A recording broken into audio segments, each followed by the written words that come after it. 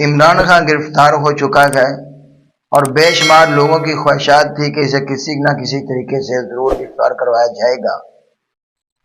تو جس کیس کے اندر اسے گرفتار کروایا گیا ہے اس کی گرفتاری پہ ہم کوئی بات نہیں کرتے کہ وہ غلط ہے یا صحیح ہے، وہ تو جب عدالت عظمیٰ میں جائیں گے تو وہاں سے انصاف مل ہی جائے گا۔ لیکن اصل افسوس تو اس بات پہ ہے کہ اکیلا عمران خان ہی کیوں، باقی لوگ بھی تو موجود ہیں جنہوں نے اس بیعتی گنگا میں ہاتھ دھوئے گئے۔ یہ توشہ خانہ کیس اچھا خاصا لمبا کیس ہے، اس کے اندر بے شمار لوگوں کے نام گئے، کس کا نام نہیں ہے؟ تمام بڑے بڑے سیاستدان، ان تمام کے نام موجود گئے، تو پھر سب کے خلاف کارروائی ہونی چاہیے۔ اکیلے عمران خان کے خلاف یہ کارروائی کیوں ہو رہی ہے؟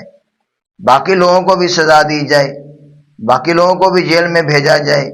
یہ ہمارے ملک کا خزانہ ہے، جو بھی کوئی اسے غلط طریقے سے استعمال کرے اسے ضرور سزا ملنی چاہیے، ہم اس حق میں گئے۔ لیکن قانون سب کے لیے ایک جیسا ہونا چاہیے، کسی بھی ایک انسان کو رگڑا نہیں لگانا چاہیے۔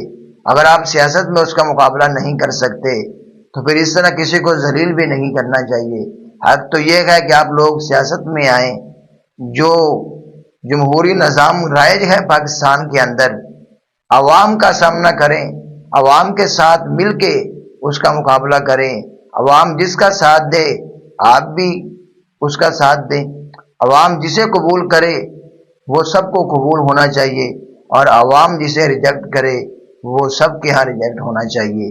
اسی لیے اس طرح کی سازش کر کے کسی بھی پارٹی کو، کسی بھی جماعت کو ختم نہیں کرنا چاہیے۔ کوئی عمران خان کی پارٹی کو بھی ختم نہیں کرنا چاہیے، اور اس کے خلاف بھی کوئی بھی غلط فیصلہ نہیں ہونا چاہیے۔ اگر اس نے واقعتاً خزانے کا نقصان کیا ہے، پاکستان کو نقصان دیا ہے، تو یقیناً اس کے خلاف کارروائی ضرور کریں، اور باقیوں کو بھی نہیں چھوڑنا چاہیے۔